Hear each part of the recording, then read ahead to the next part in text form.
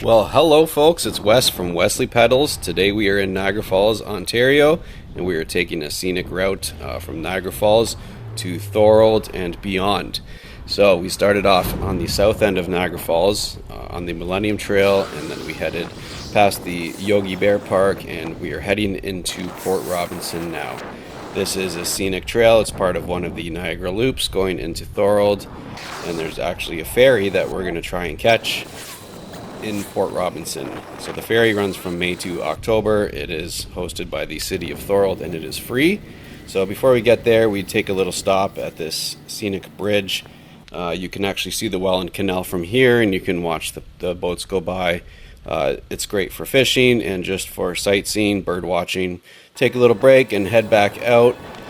We're just going to loop back, and we're going to go back into Port Robinson, and we are going to check out the ferry. So here's the Port Robinson ferry. It just crosses the Welland Canal, and I couldn't seem to get a hold of anybody. I didn't know if it was open because it just says it's open from May to October.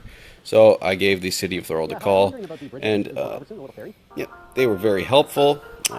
They said there's a bell that I could try ringing, or when I come back the next time, if no one's there, I can ring this bell. So I rang the bell, nothing happened. So I wanted to go to the other side, but I decided I'm just going to stay on the east side because Google told me that there is some gravel cycling trails here. So there's two trails actually here. There's one on the upper, this is sort of up on a ledge, and then down to the left it sort of drops down and goes, ooh, and that's where I dropped my camera, right into a puddle. Thank goodness it's a GoPro and it's waterproof, so we got that cleaned up, and you can see the Welland Canal there, just off to the left. I took a little break after that and enjoyed a Sprite and some snacks. We continued on. This puddle was too big. I said, screw this. I'm going to go through the grass and get ticks all over myself. And then I decided to stay on the upper side of the trail for the whole way, just to do an adventure and see what we could find. Maybe it clears up, maybe it doesn't.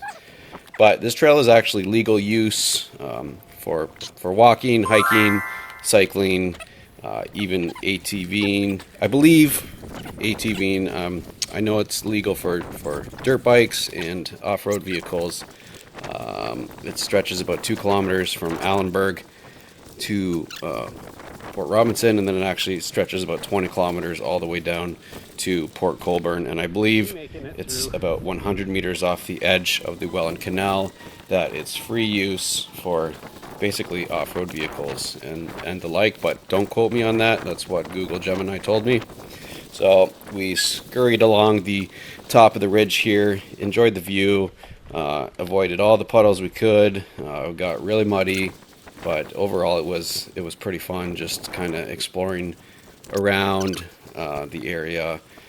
So we just kept going and going. There is a trail. The lower trail here is gravel, which is a lot nicer to ride, although it is very difficult.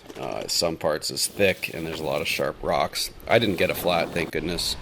Here we are. We get into Allenburg now, across the Allenburg Bridge, and then if you hang a right, you can find this gravel maintenance trail. It's maintenance for the hydro company to. These are their waterways. So there's water on both sides. There's quite a few people fishing. I saw some deer in the field. And overall, it's just a nice pathway that goes from Allenburg up to Thorold, near Gibson Lake. So it's a nice, relaxing trail. Lots of cool stuff to look at. So this is the Steve Bauer Trail, actually, which is at the end of the maintenance trail. And this trail goes all the way to Font Hill, but my battery died. So next time we will catch the Steve Bauer Trail, and we'll see you next time.